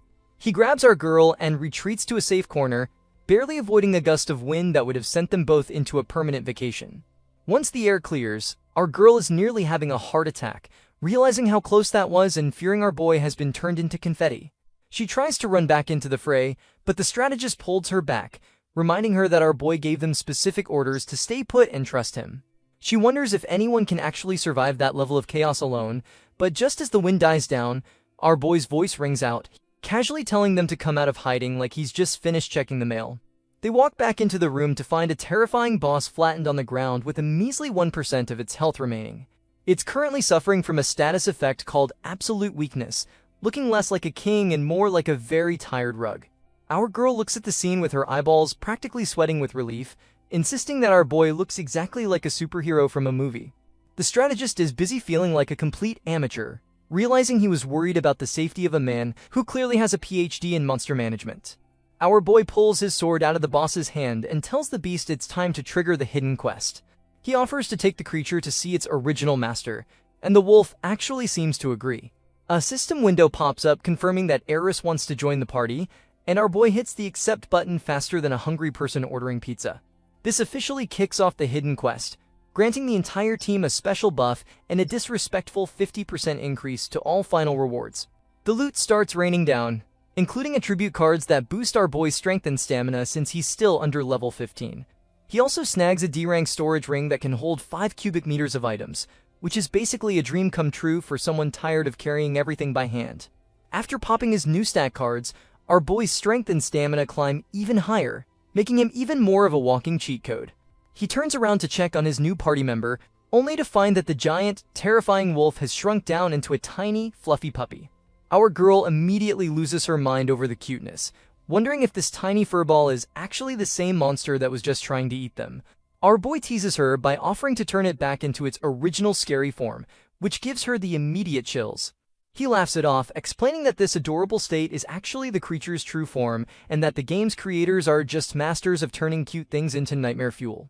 Our girl is starting to see why our boy is so hell-bent on destroying this game, realizing that the people behind it have a very dark side. Just then, a door opens and they hear a massive meow echoing through the halls. The strategist thinks they've found a stray cat, but the little puppy in our girl's arms starts growling like its life depends on it. Our boy corrects them, noting that it's definitely not a cat, but the 9th floor boss, and he's more than ready to introduce the new puppy to its old friend. The squad descends to the second basement level of the frozen apartments, where the temperature is currently dropping faster than a bad habit. It's sitting at a crisp -°C and dropping 2 degrees every minute, which is basically the universe's way of telling them to hurry up or become permanent ice sculptures. They're immediately greeted by a pack of level 9 undead monsters that look like they've had a very long, very cold day. Our girl notices that the neighborhood is getting crowded, and our boy confirms that as they get closer to the final bus, the monsters are getting both more frequent and significantly more annoying. This stage is officially making the beginner levels look like a weekend at a spa. Just as the monsters prepare to charge, Lu decides it's his time to shine. The strategist steps forward with the confidence of a man who just discovered his family's secret art, gives him a massive stat boost. He insists that our boy should save his energy for the boss while he handles the manual labor. Our boy watches as the strategist moves with his level 8 agility, thinking that talent really does grow faster when it has a good leader to follow. Lu tells the duo to stay right behind him, looking every bit the reliable protector, but our girl is already impressed by his sudden glow-up. However, the strategist gets a little too comfortable and doesn't notice 2 monsters sneaking up on him like a pair of bad decisions. Our girl is nearly having a heart attack, but our boy stays calm and simply tells Lu to lower his head. The strategist trusts the voice of his lord and ducks just in time for our boy to delete both monsters from existence with a single, disrespectful swing of his blade. Lu is left staring at the aftermath, realizing that no matter how much he levels up, our boy is still playing a completely different game. Our girl can only watch in awe, thinking that his power levels are getting officially ridiculous. They finally reach the floor boss, and it's a deer cat king that is essentially a giant ball of fluff and murder.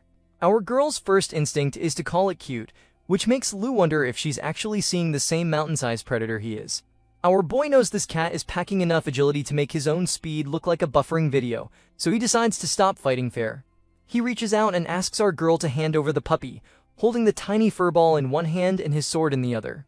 He explains that bringing the former boss to fight its old friend triggers a hidden rule that basically turns the Cat King's stats into a tragedy. The puppy lets out a roar, and a system window confirms the Cat King's agility and strength are currently being evicted from its body. With the boss thoroughly debuffed, our boy tells the other 2 to handle the smaller mobs while he takes the lead. He jumps into the fray, clearing out the distractions and launching the puppy at the cat like a tactical cue ball. With the boss's defense shattered, our boy slashes it down to exactly 1% of its health.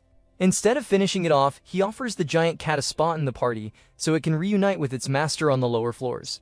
The Cat King takes one look at its puppy friend and decides to join the squad, officially turning our boy's party into a high-level petting zoo.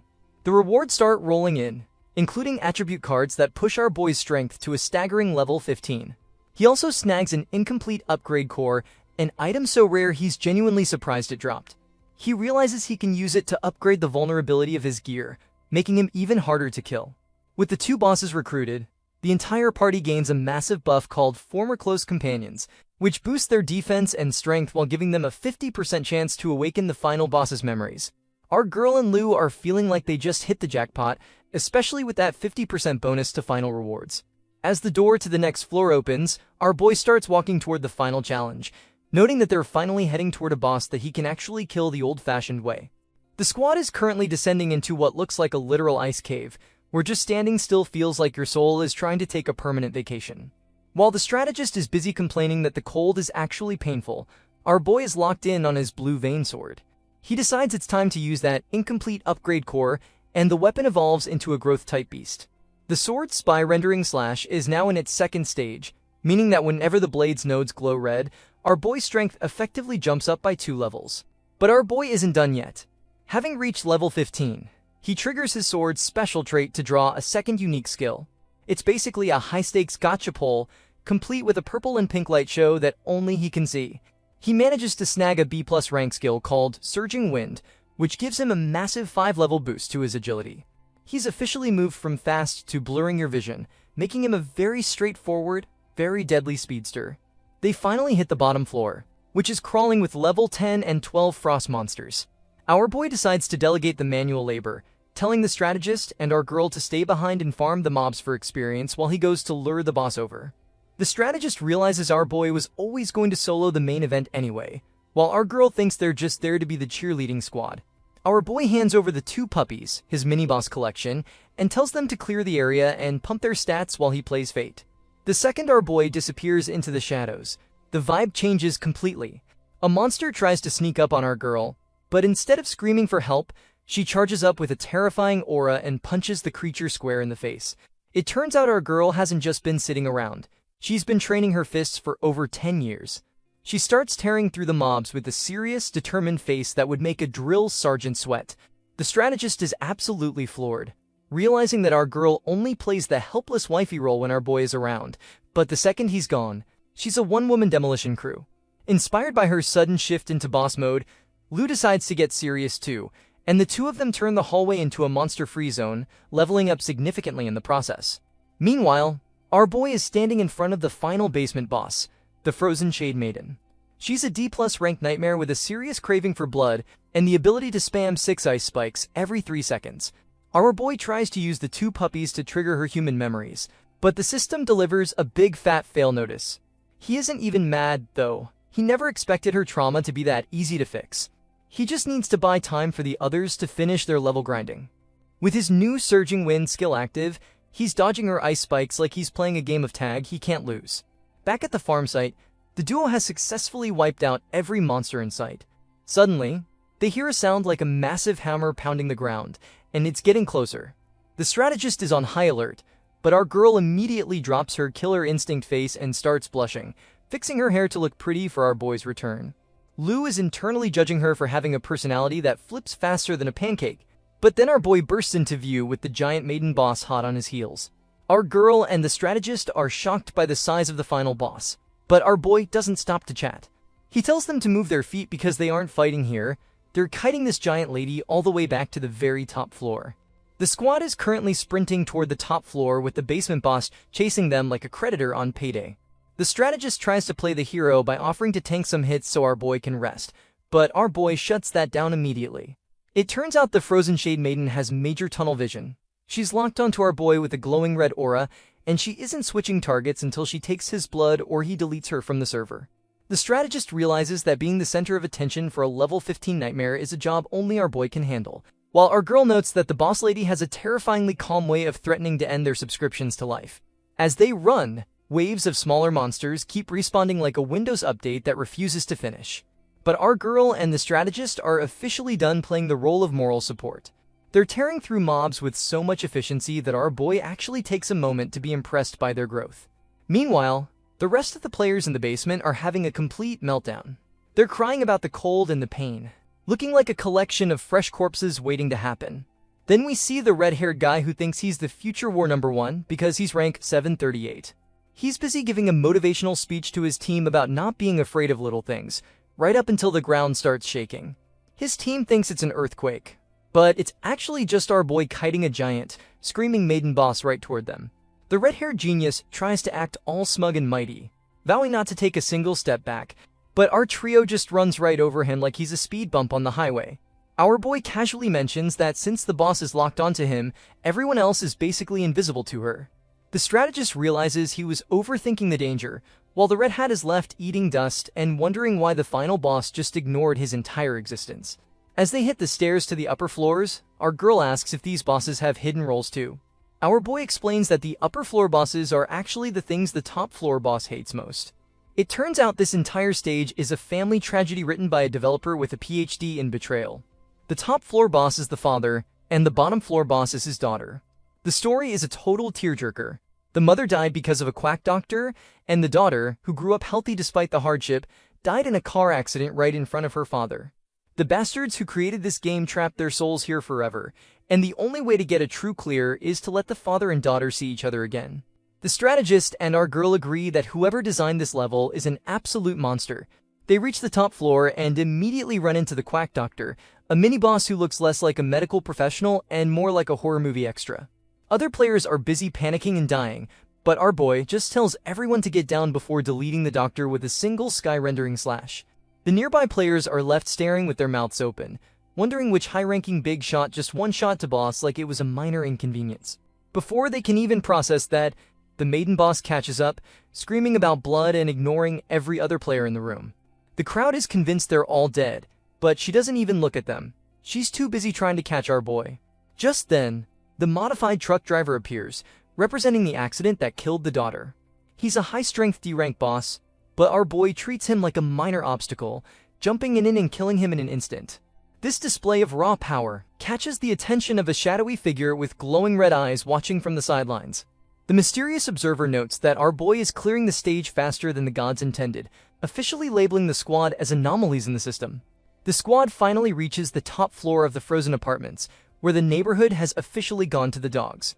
The area is crawling with mutated freaks that look like they were designed by someone who hates joy, but our boy isn't about to let a few level 10 mobs ruin the vibe. He tells the strategist and our girl to rush through the final door while he handles the welcoming committee, clearing a path with a series of slashes that turn the monsters into history. The duo manages to break into the boss's domain, just as a red system window informs them that the door is now locked from the inside.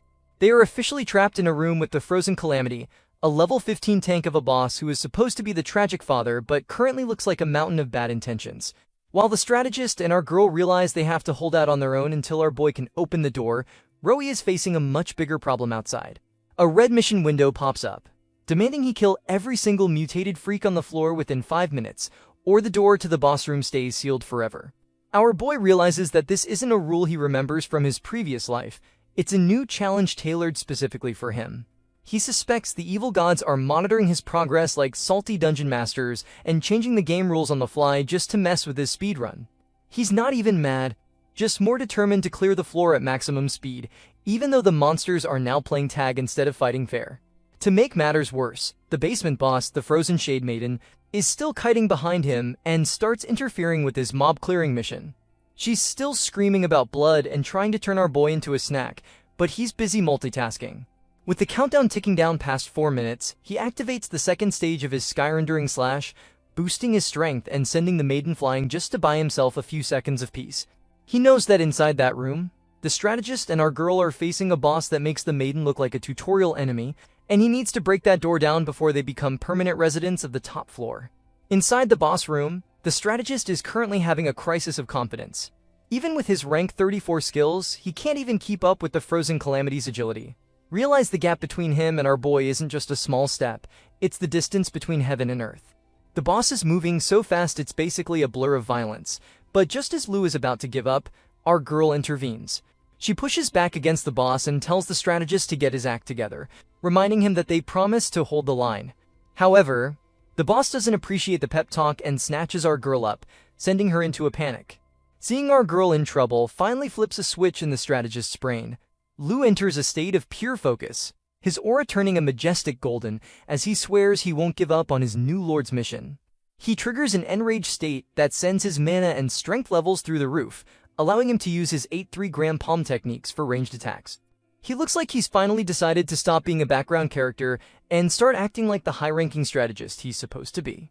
As the top floor boss lunges in for another kill, the strategist refuses to be underestimated, pushing the beast back with a sudden burst of force.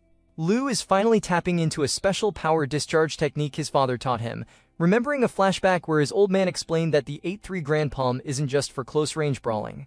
Once you grasp the true essence, you can strike enemies from a distance with pure power, effectively turning your hands into long-range cannons. In the present, the strategist realizes he's far from mastering the skill, and his system window shows his enraged state only has 2 minutes and 13 seconds of battery life left. He knows he can only keep this up for a total of 3 minutes, and since this boss is an immortal tank, he decides that even if he can't kill it, he's going to spend every second being a massive pain in its neck. He launches a distant palm strike, but he's horrified to see the monster doesn't even budge. It's already adapted to his force. Before he can react, the boss's massive hand is closing in on his head like a closing vice. Lou realizes he's in a bad spot, especially since the creature's speed is just as terrifying as its strength. He tries to summon one last powerful move, but the boss doesn't flinch, and a system notification pops up to ruin his day. His stamina is completely depleted, and his enraged state has been forcibly deactivated. Releasing that much power continuously has drained his tank to zero, and as the boss prepares to finish him, Lu wonders if this is where his subscription to life finally expires. Suddenly, our girl intervenes, pulling out a 6-shot revolver weapon card she's been holding onto. She originally meant for the gun to be a gift for our boy, but right now, keeping the strategist from becoming a memory is the priority. The earring revolver consumes her stamina to auto-load bullets, granting her precision skill that boosts her strength by 3 levels. Lu is shocked, realizing she must have snagged this rare drop while they were clearing mobs earlier without him even noticing. She keeps firing, determined to hold out until our boy arrives, but the strategist shouts for her to run. He realizes the boss is already adapting to the bullet damage, and since it can't be killed, fighting it is a losing game. The boss catches our girl and tosses her across the room like a piece of unwanted mail, landing her right next to Lu. Both of them are battered and staring down the barrel of a frozen breath attack that is guaranteed to turn them into human ice cubes. Our girl admits she has plenty of regrets, while Lu asks if she really has that many things she's left unfinished. She looks at the door and confesses her only real regret is not being able to die alongside our boy. Just as the final blow is about to land, the door bursts open and our boy strolls in. He casually apologizes for the slight unexpected situation that kept him, looking like he just stepped out for coffee instead of a life or death race. Our girl and Lu are practically sweating with relief, thinking they'd never see him again, while our boy realizes that if he'd been 1 second later, they'd both be fresh corpses.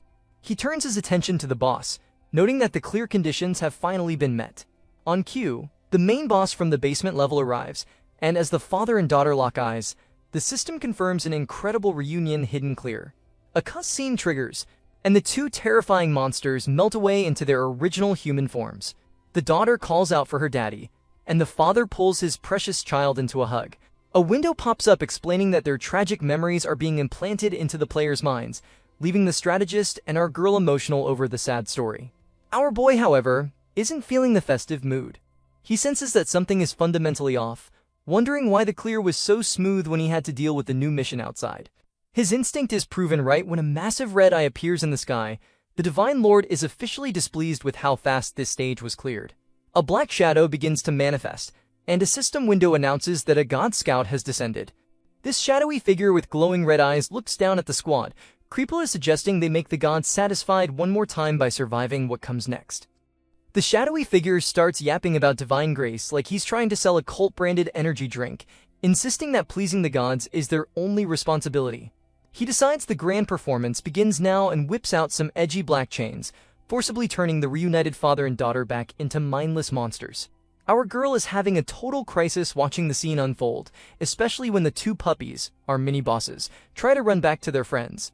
The scout tries to snag the pups with his chains to give them a nightmare fuel makeover, too, but our boy isn't about to let his new pets get a factory reset. He jumps in and deflects the chains with the casual energy of someone swatting a fly.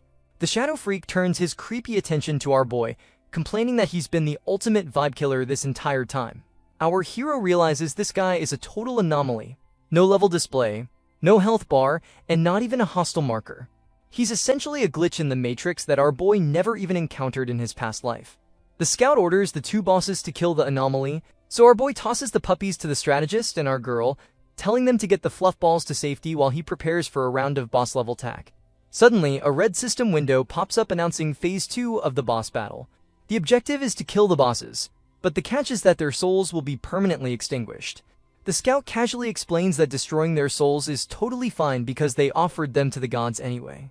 Our girl is absolutely furious, calling the scout every name in the book, while the strategist is horrified that anyone could be this cruel to people who already had such tragic lives.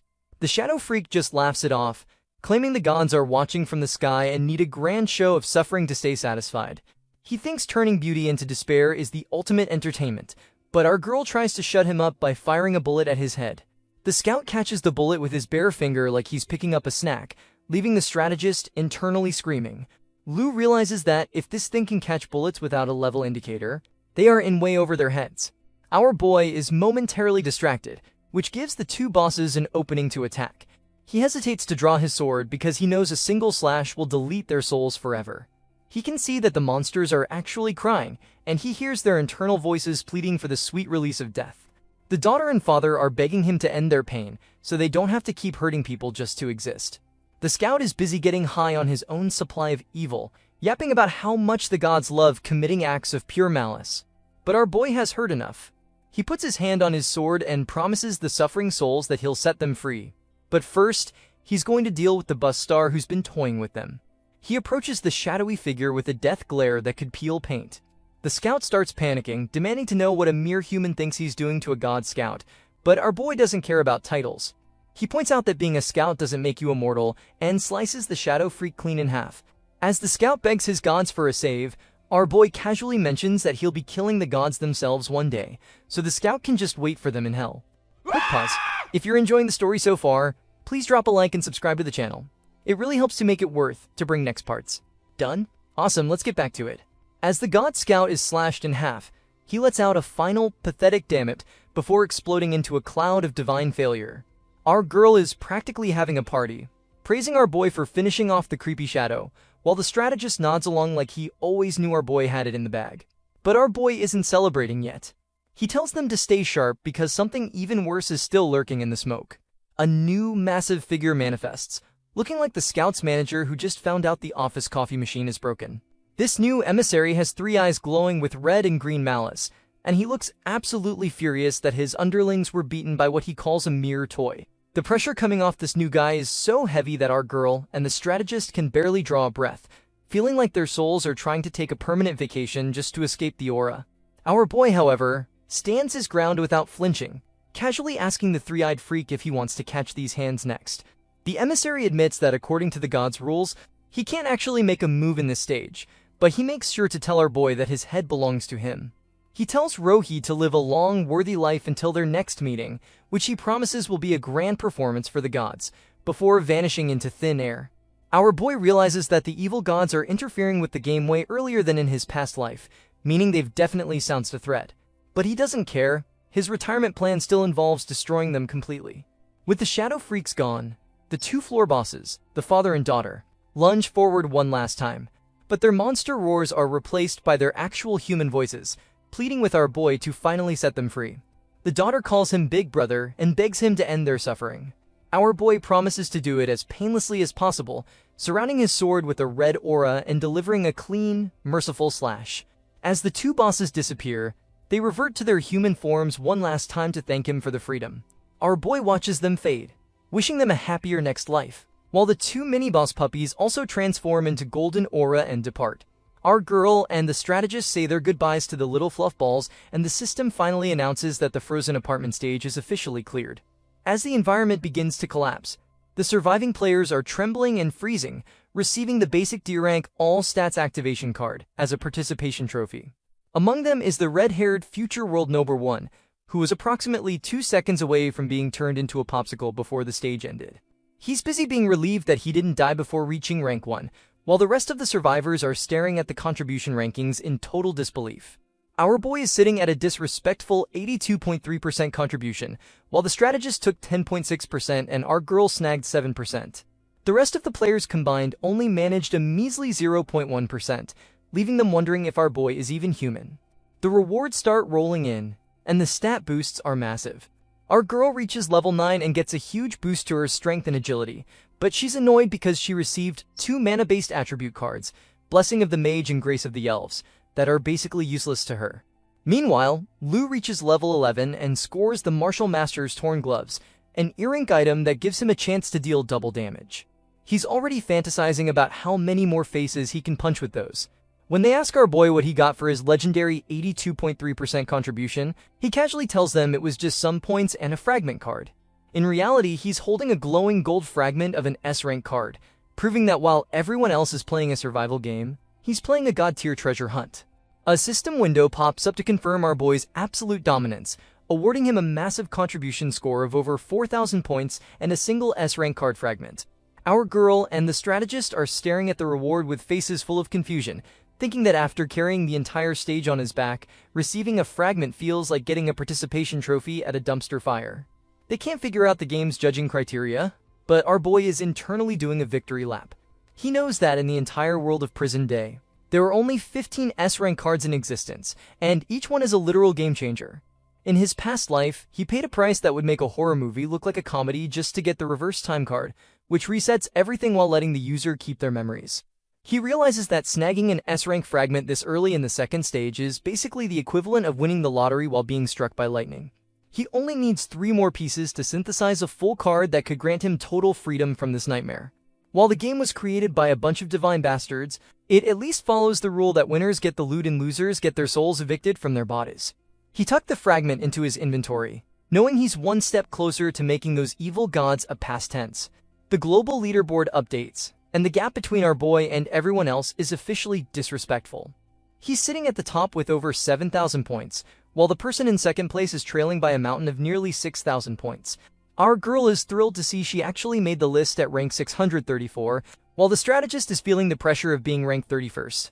Lou wonders if spreading guides for the beginner stage just creates more rivals, but our boy explains that he's not interested in a personal high score, he wants to save the entire planet. He tells them that the more strong companions they have, the more hope humanity has for survival. The strategist realizes he was being a bit narrow-minded, while our girl vows to fight for the world's future. Just like that, the trio teleports back to reality, and our boy wakes up in the hospital to the sight of his mom. She's seemingly accepted the chaotic new reality and heads off to make him a bowl of his favorite noodles. Our boy takes a moment to realize that even though prison day pulls your consciousness inside, it doesn't care about your physical body's needs, so his mom's cooking is the only thing keeping his soul attached to his ribs. The system chimes in again to congratulate him on his top-tier ranking, handing out an extra reward since no one is catching up to his score anytime soon.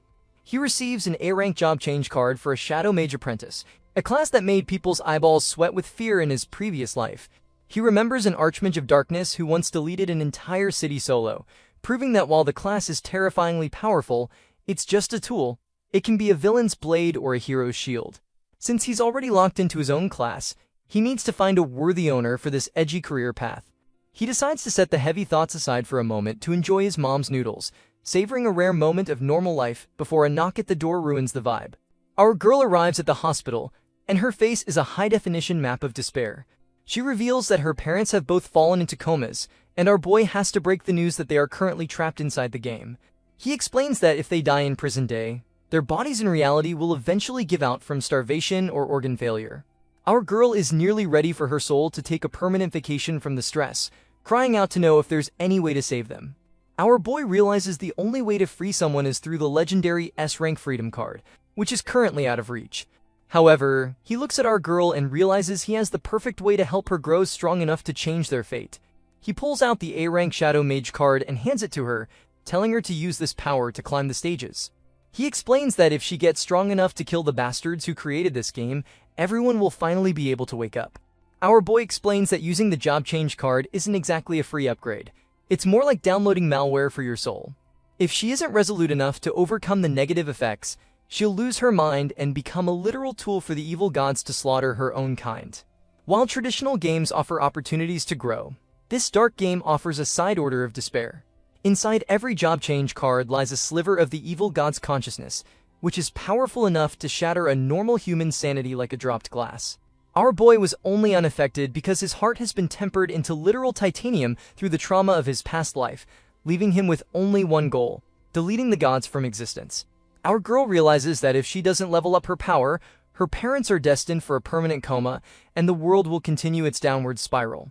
She tells our boy she's willing to take the gamble, but his mom steps in with some classic motherly logic, telling her she's too young to be this impulsive. Our girl thanks her, but insists that since our boy is out here risking his life for everyone, she can take a risk for her family too. The mom finally caves, giving her blessing, and our girl accepts the card. She makes a heavy request, asking our boy to kill her without hesitation if she turns into a monster. As the Shadow Mage transformation begins, she gives him one last look, telling him she's counting on him. Our boy watches his shadows start to swirl around her, thinking to himself that there is absolutely no way he's killing her. He remembers her death from his previous life and vows that no matter what she becomes, he's going to bring her back safe and sound. He quickly ushers his mom out of the room, telling her to keep everyone away unless he specifically tells her otherwise. He knows the evil god's consciousness is currently trying to invade our girl's mind, and while he doesn't have any mental type skills in his own inventory, he knows exactly who to ask for a favor. He speaks to the blue shadowy figure living inside his own body, the cosmic hitchhiker who seems to have a PhD in mental abilities. The entity confirms it can grant him access to our girl's mental world, but warns him that if he fails to defeat whatever is invading her mind, he'll die in the real world. Our boy is basically the CEO of confidence, insisting that he won't die and he definitely won't lose. The blue shadow is impressed by his resolve, noting that if he can't handle a small fry like this consciousness, he isn't worthy of their help anyway. Just like that, our boy closes his eyes and dives headfirst into our girl's mental world. It's a landscape of shadows and internal struggle, but he's not there for a tour. He focuses his attention on the dark energy manifesting in her mind, noticing something that looks like her soul being suppressed by the encroaching shadows. He's officially entered the most high-stakes therapy session in history, and he's ready to evict the divine malware by force. Our boy is currently slashing through the shadows like a man possessed, fuming that these divine parasites are trying to corrupt his favorite comrade for a second time. Inside the mental landscape, our girl and her mysterious clone are watching him work, and the clone is basically acting like a one-woman fan club. She's impressed that he's making the shadows look like complete amateurs, so she decides they should leave the heavy lifting to him while the two of them focus on their own high-stakes business. The battle heats up when a dark orb attack comes flying in. The clone has to physically yank our girl back, shouting at her to dodge because those orbs have a devouring effect that is basically a one-way ticket to solar erasure. They both realize that this Shadow Mage class isn't just powerful, it's a terrifyingly efficient way to end a life. The air is thick with shadow fire, and our girl notices that the orbs have different firing modes. The difference between a charged shot and an instant cast is the difference between a warning and a funeral. She decides she's done being the target and starts blasting back with her revolver. She manages to land a few hits, but her face falls when she sees the boss's health bar is still sitting at a disrespectful 85%. She's annoyed that 2 direct hits only shaved off 15%, realizing these shadows have a defense stat that is absolutely cracked.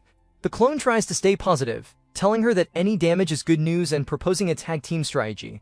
The clone handles the gymnastics and dodging, while our girl focuses on being the designated shooter. It sounds like a solid plan, but our girl is worried about her poverty logic stats. In this mental space, her physical stamina is just as limited as it is in reality, and her gun has that annoying feature where auto-loading bullets drains her energy faster than a bad relationship. She knows if her other self runs out of gas before the 3 main shadows are deleted, they're both going to end up as fresh corpses. Meanwhile, Rohi is dealing with a pack of shadows that are circling him like cowards in a synchronized swimming routine. He gets tired of the waiting game and provokes them to move, which forces the shadows to use a fusion move to combine their power. Rohi slashes at them, telling them that running is a waste of time, but he's actually surprised when a massive, 3-fingered shadow hand catches his blade mid-swing.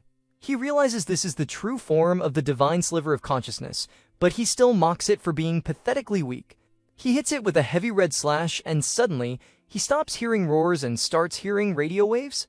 It turns out his brain is translating an electromagnetic wave from a language that definitely didn't come from Earth. A voice from the depths of space calls him an intelligent life and begs him to keep fighting. These are the ghosts of civilizations the evil lords already devoured, and they reveal that the S-rank cards were actually a final, desperate counterattack they created to give others a chance to resist. They beg him not to become an accomplice in destroying his own world, and Rohi realizes these cards aren't just loot, they're a legacy of rebellion.